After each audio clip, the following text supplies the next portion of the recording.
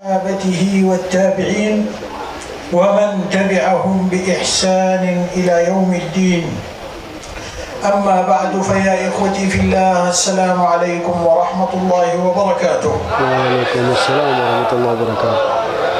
Beliau memulai ceramahnya dengan memuji syukur kehadirat Allah Subhanahu wa taala, yang mana Allah lah pemberi hidayah, dan barang siapa yang diberi hidayah oleh Allah dia tidak akan sesat, dan barang siapa tidak diberi hidayah oleh Allah, dari mana dia akan mendapatkan hidayah. Kemudian beliau bersalawat serta bersalam kepada junjungan kita Nabi besar Muhammad sallallahu alaihi wa alihi wasallam. Huwa khairun mimma yajma'un. ويقول الله سبحانه وتعالى محمد رسول الله والذين معه أشداء على الكفار رحماء بينهم.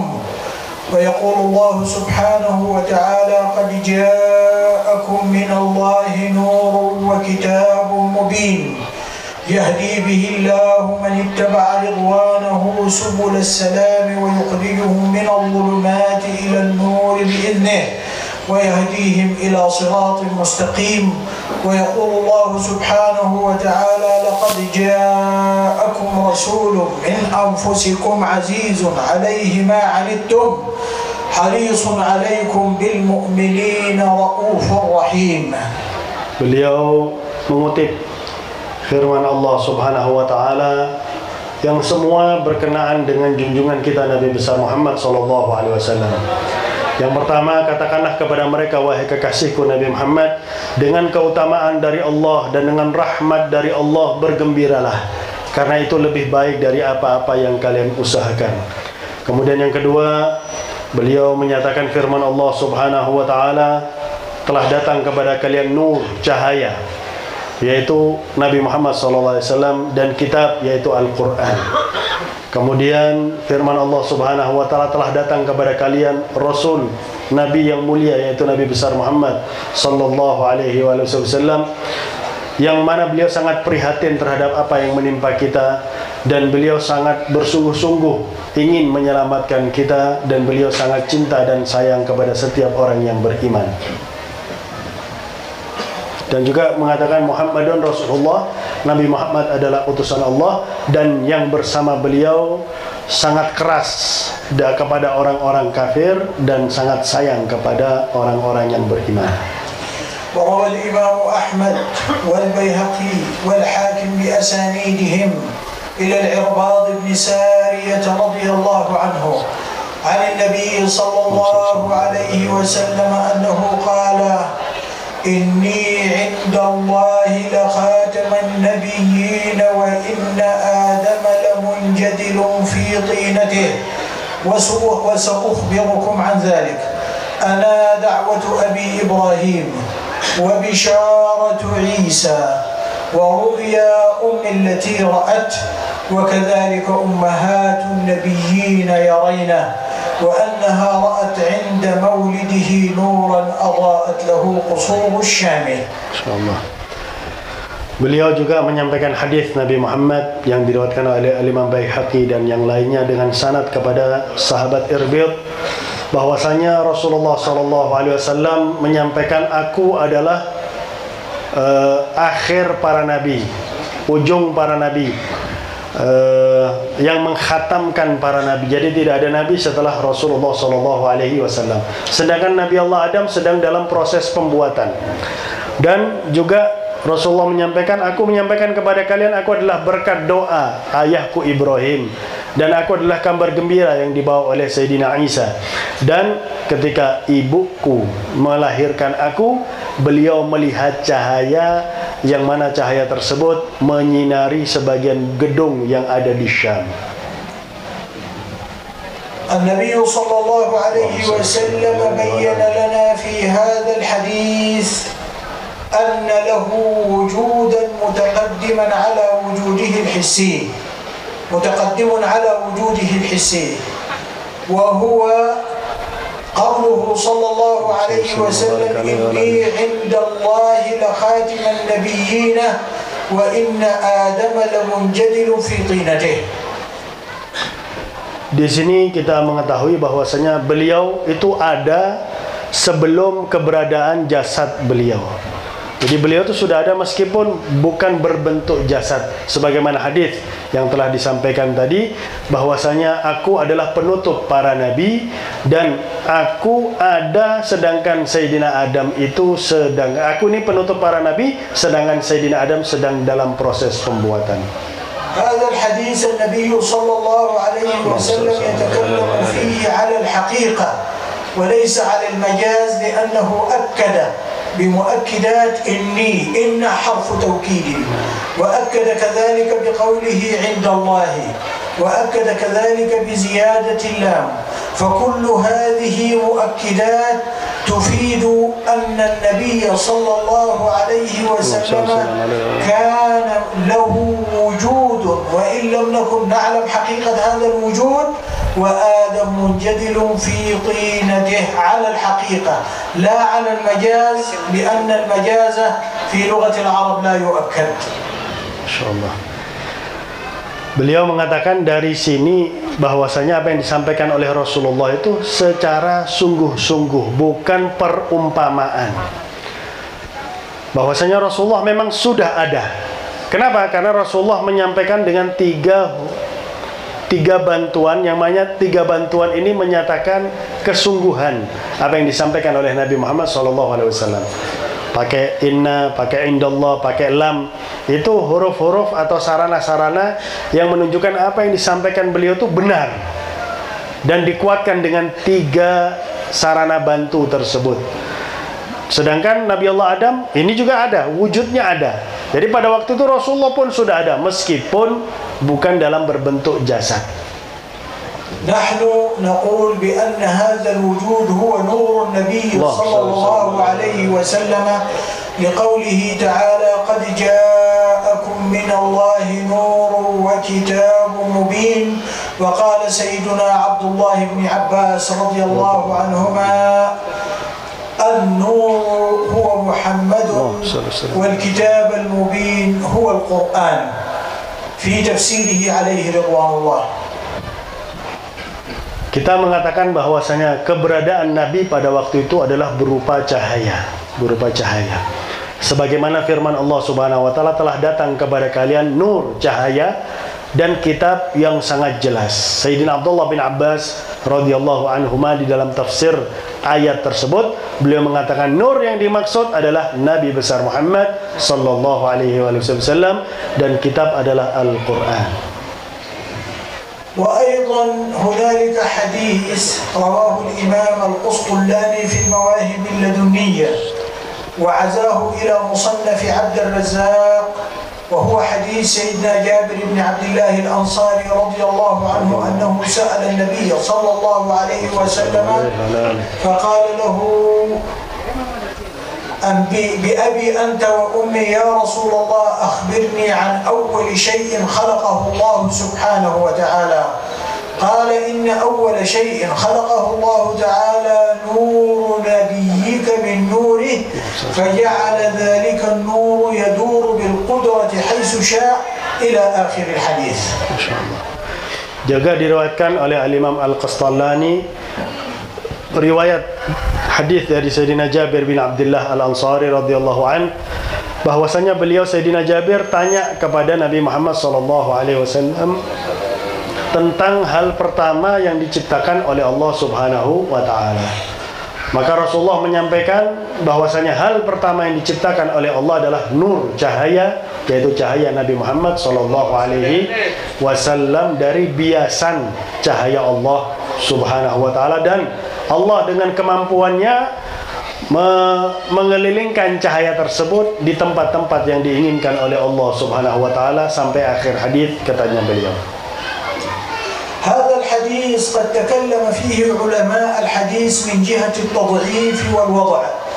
بعضهم أي علماء الحديث المتأخرون بعضهم قال هذا الحديث موضوع وبعضهم قال هذا الحديث ضعيف فتكلموا في هذا الحديث ولكن هذا الحديث الذي ذكره القسطلاني ليس هو موجود في المواهب اللدنية أو في مصنف عبد الرزاق فقط بل هو أيضا موجود في دلائل النبوة للإمام البيهقي بإسناد آخر وهو إسناد صحيح أو حسن. Sekarang banyak ahli hadis yang membicarakan tentang kedudukan hadis tersebut. Ada yang mengatakan maudhu, palsu. Ada yang mengatakan hadis ini hadis dhaif. Akan tetapi hadis ini tidak hanya berada di kitab yang disampaikan oleh beliau saja, tapi juga disebutkan oleh Al-Imam Baihaqi dengan sanad yang sahih atau sanad yang baik. والمعلوم عند علماء الحديث أن الحديث الواحد إذا جاء من أكثر من طريق فقد أمن من الوضع. Dan dikenal di kalangan ahli hadis, kalau ada satu hadis diriwayatkan bukan hanya dari satu jalan, tapi ada dua atau lebih, maka hadis ini selamat dari pemalsuan. وأيضا مسألة نورانية النبي صلى الله عليه وسلم لا تتوقف على هذا الحديث لوحده، وإنما هنالك أحاديث كثيرة جدا تشير إلى نورانية النبي صلى الله عليه وسلم، وكذلك آيات منها قوله سبحانه وتعالى قد جاءكم من الله كتاب نور وكتاب مبين، وقوله سبحانه وتعالى وداعيا إلى الله بإذنه وسراجا منيرا، في وصف النبي صلى الله عليه وسلم حيث وصفه بأنه سراج منير.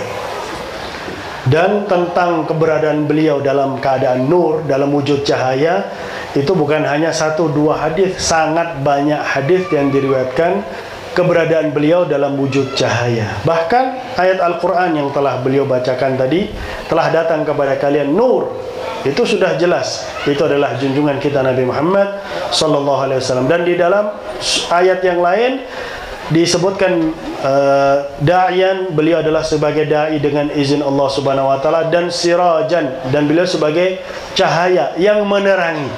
Kalau sudah menerangi berarti beliau adalah cahaya. Wa aidan ورد في سنة النبي صلى الله عليه وسلم في شمائل الترمذي أحد الصحابة جعل ينظر إلى القمر وينظر إلى وجه النبي صلى الله عليه وسلم وهو يقول لوجه النبي صلى الله عليه وسلم عندي أحسن من القمر. Dan diriwayatkan oleh Al-Imam Tirmidzi bahwasanya pernah ada seorang sahabat yang membandingkan antara wajah Nabi Muhammad dengan bulan di malam bulan purnama. Maka sahabat tersebut mengatakan, wajah Nabi besar Muhammad lebih indah bagiku daripada bulan di malam bulan purnama. Padahal bulan dipenuhi oleh cahaya, berarti Nabi kita pun dipenuhi oleh cahaya. وأيضا في شمائل الترمذي في وصف النبي صلى الله عليه وسلم أنه قال له نور يعلو. Dan juga disebutkan di dalam Sunan Tirmidzi, di dalam Syama'il, kitab Syama'il yang dikarang oleh Imam Tirmidzi. Syama'il itu sifat-sifat Nabi Muhammad SAW, bahwasanya Rasulullah ini keluar dari badan, dari wajah beliau cahaya yang nyentrong, istilahnya kalau bahasa Jawanya. Wa aidan fi syama'il at-Tirmidzi ka'anna wajhahu qit'atu qamarin. Bahkan disebutkan dalam kitab Syama'il tersebut yang dikarang oleh Imam Tirmidzi, bahkan wajah Nabi Muhammad SAW itu bagaikan potongan bulan. Wa aidan fi syama'il at-Tirmidzi كأن الشمس تجري في وجهه عليه أفضل الصلاة وأتم التسليم. Dan disebutkan di kitab yang sama, seakan-akan matahari itu sinarnya ada di wajah Nabi besar Muhammad sallallahu alaihi wasallam. وأيضا ثبت في الشمائل أن النبي صلى الله عليه وسلم لا ظل له. Dan juga disebutkan bahwasanya Rasulullah itu tidak memiliki bayangan. والذي لا ظل له لا بد أن يكون نورا. Berarti yang nggak punya bayangan itu adalah cahaya, karena memang cahaya nggak punya bayangan. وأيضا ورد أن النبي صلى الله عليه وسلم إذا تكلم خرج من بين ثناياه كمثل النور. Dan diriwayatkan juga Rasulullah itu kalau berbicara keluar dari antara gigi-gigi beliau cahaya. وورد في إحياء علوم الدين للإمام الغزالي في وصف النبي صلى الله عليه وسلم أنه إذا تبسم تلألأ في الجدر. Allah. Dan disebutkan oleh Imam Ghazali dalam kitab Ihya Ulumuddin bahwasanya Rasulullah itu kalau senyum menyala di tembok. Senyumnya itu kalau ke tembok, tembok itu jadi menyala karena cahaya yang keluar dari mulut Nabi Muhammad.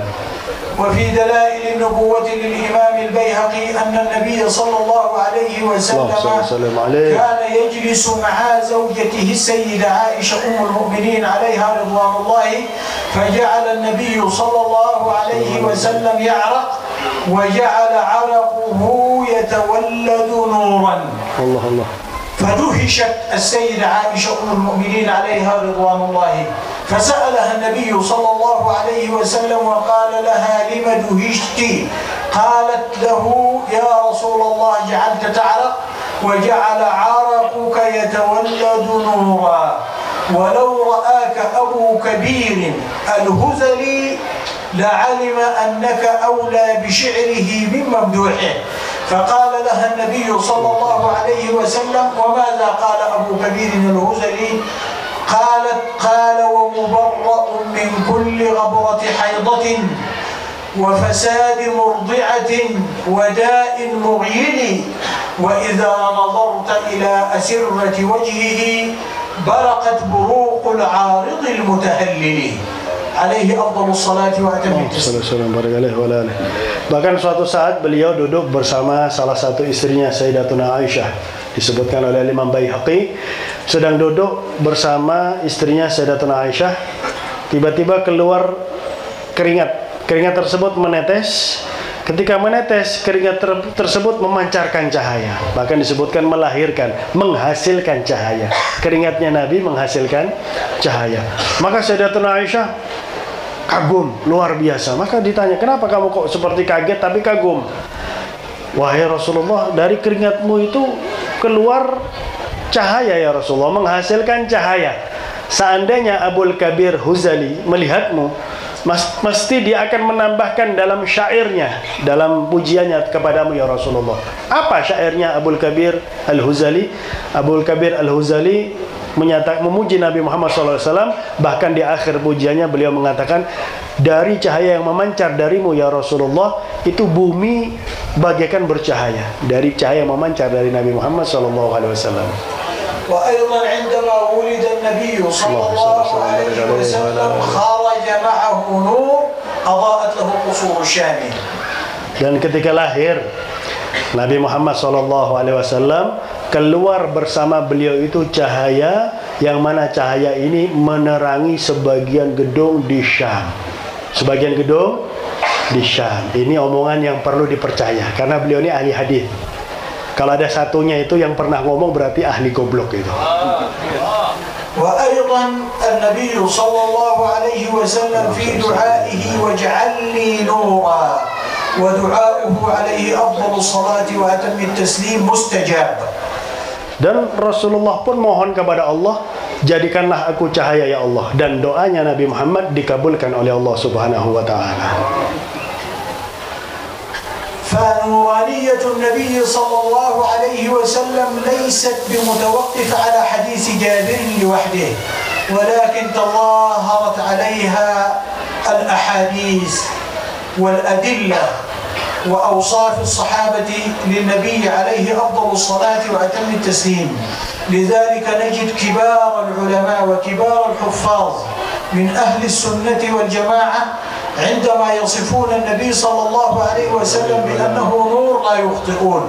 من علمائنا كالسيد جعفر بن حسن البرزنجي عليه رحمة الله ورضوانه في مولده، وكذلك الإمام الحبشي عليه رضوان الله في مولده، وكذلك الإمام الحافظ الكبير عبد الرحمن بن الديبع الشيباني وهو حافظ كبير من حفاظ السنة، له كتاب تيسير الوصول إلى جامع الأصول، جمع فيه الصحاح الستة في مجلدين وهو كتاب عظيم جليل. هذا الحافظ الكبير أيضا في مولده ذكر نورانية النبي صلى الله عليه وسلم، فلا يمكن أن يتكلم مثل هؤلاء الحفاظ على النورانية وهم بهذه الدرجة من العدالة والحفظ ويتكلمون من أذهانهم وعقولهم من غير دليل. ما شاء الله.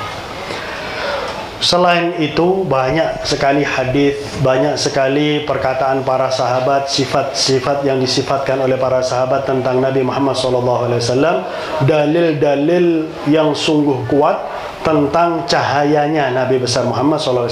Jadi bukan hanya dari hadis Jabir saja.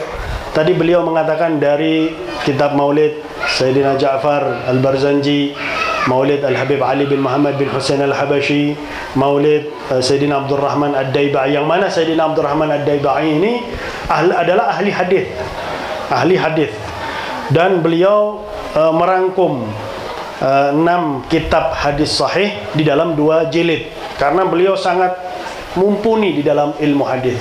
Beliau menyebut tentang nur Nabi Muhammad dalam kitab hadisnya. Nggak mungkin mereka para ulama-ulama hadis itu ngomong dari akalnya mereka saja. Mereka ngomong berdasarkan dalil. Yang kemarin ngomong tuh mengatakan nggak bisa diterima oleh akal sehat saya, katanya si dia ya. Ya memang akalnya sampai nggak sehat. Memang sampai tuh goblok.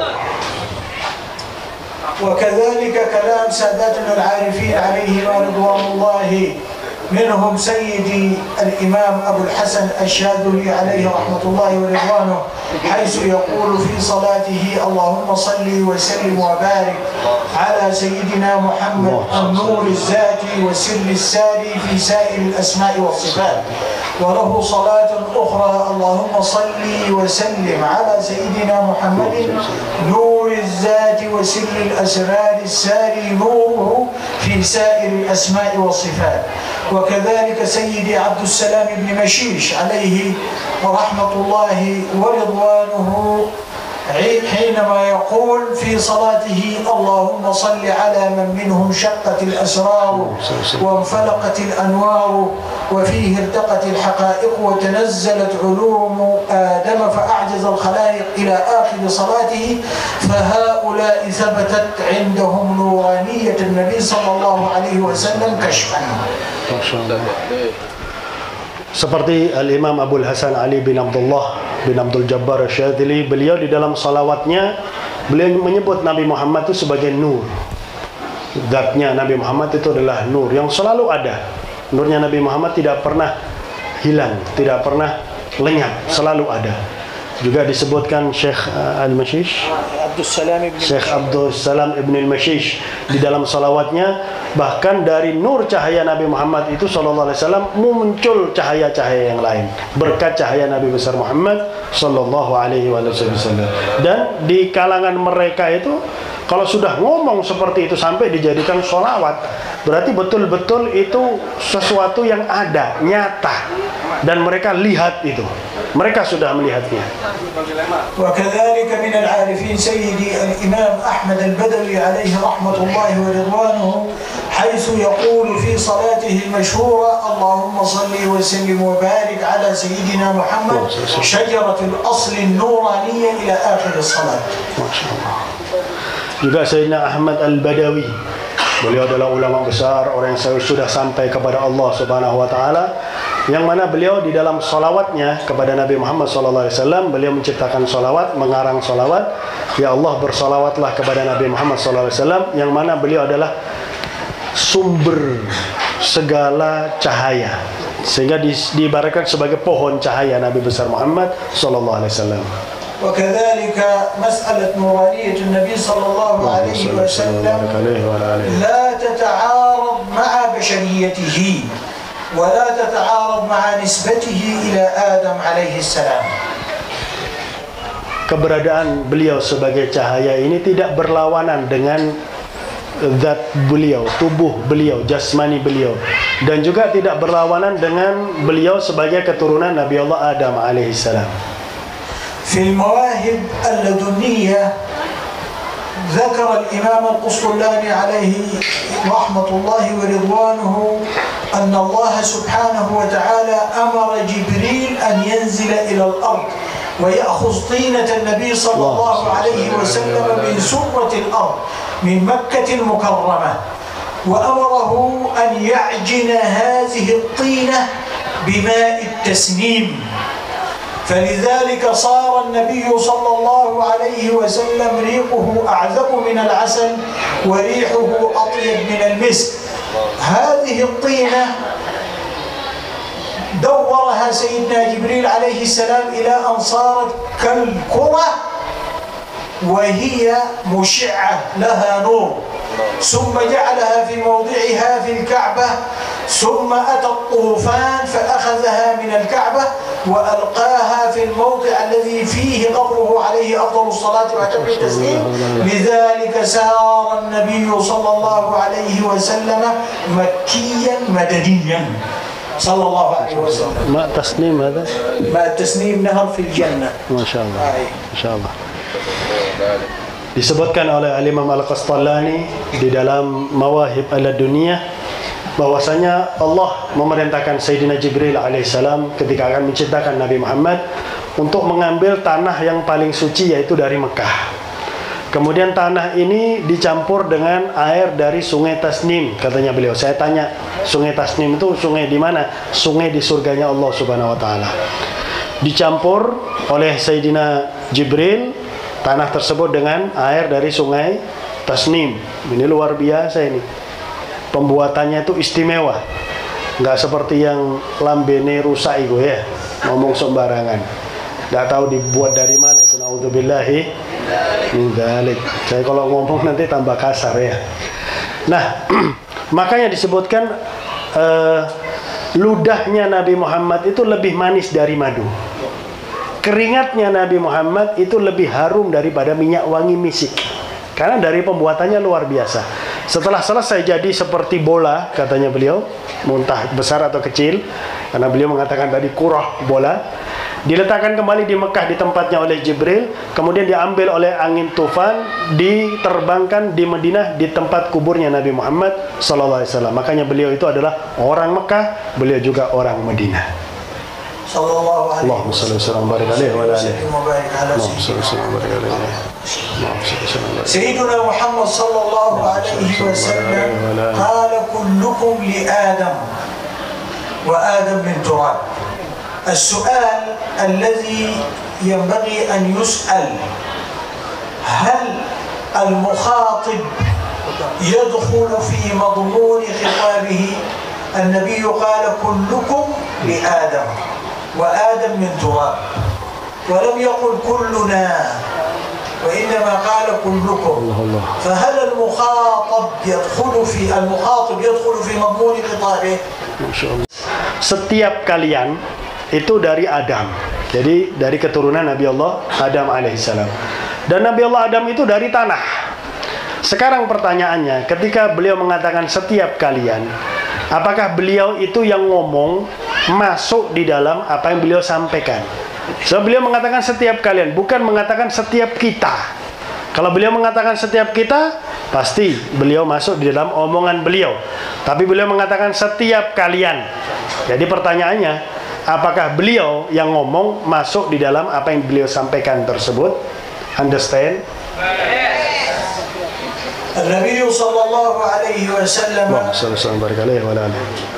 على القول بأن جسده من الطين، فطينة النبي صلى الله عليه وسلم ليست كطينة سائر البشر، بل هي طينة لطيفة شفافة، هي كالياقوت، كما قال سيدي أبو المواهب الشاذلي عليه رحمة الله ورضوانه: محمد بشر لا كالبشر، بل هو مثل الياقوت بين الحجر.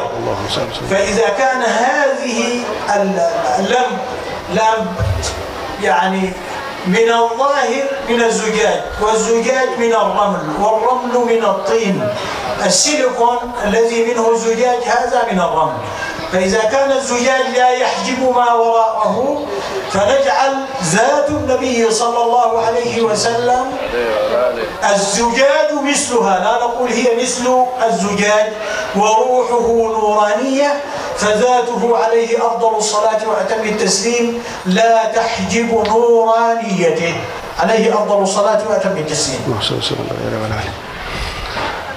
Kalau kita katakan Rasulullah itu terbuat juga dari tanah, pastilah tanah yang istimewa, katanya beliau tadi. Tanahnya itu tanah yang lembut, tanahnya itu tanah yang syafaf, itu sangat lembut.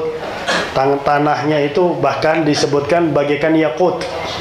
Tanahnya tanah mulia, tanahnya itu dari batu mulia, sebagaimana disampaikan oleh Al-Imam Abdul Rahim Abul Mawahib Asy-Syadzili, bahwasanya beliau mengatakan Nabi Muhammad itu memang manusia, tapi bukan seperti manusia yang lain.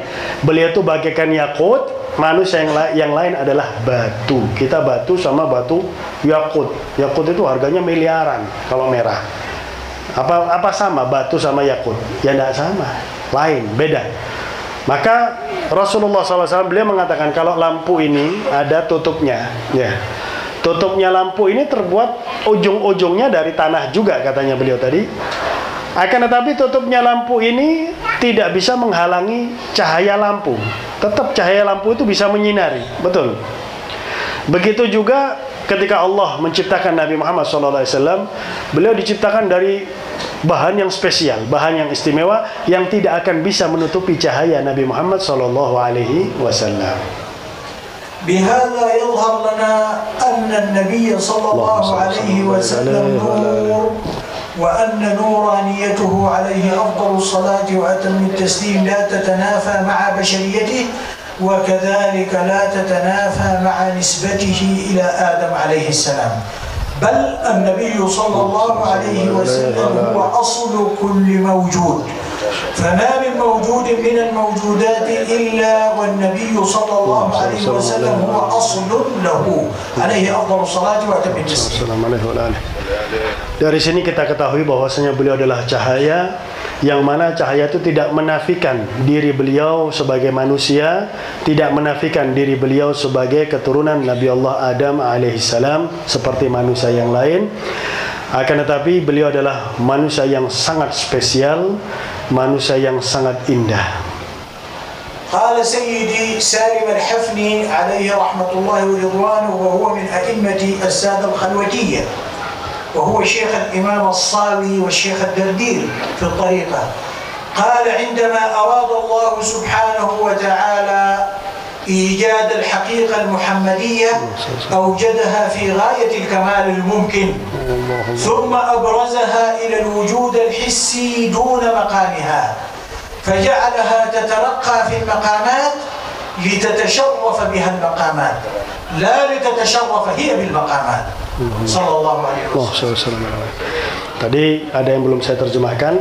Tidak ada sesuatu pun yang tercipta di atas muka bumi ini kecuali bersumber kepada Nabi besar Muhammad sallallahu alaihi wasallam. Bahkan Al-Imam Salim Al-Hifni itu beliau mengatakan bahwasanya Nabi Muhammad sallallahu alaihi wasallam itu diciptakan oleh Allah Subhanahu wa taala dari yang sesempurna mungkin, yang paling sempurna wis. Nggak ada yang lebih sempurna dari Nabi Muhammad SAW. Kemudian Allah menciptakan zat manusia ini, yang zat manusia ini seharusnya manusia tersebut nggak cocok dengan kesempurnaan ini. Maka Allah Subhanahu wa taala mengangkat derajat Nabi Muhammad dengan derajat tambah derajat. Bukannya beliau mulia dengan derajat tersebut, tapi derajat tersebut menjadi mulia karena disandang oleh Nabi besar Muhammad sallallahu alaihi wasallam.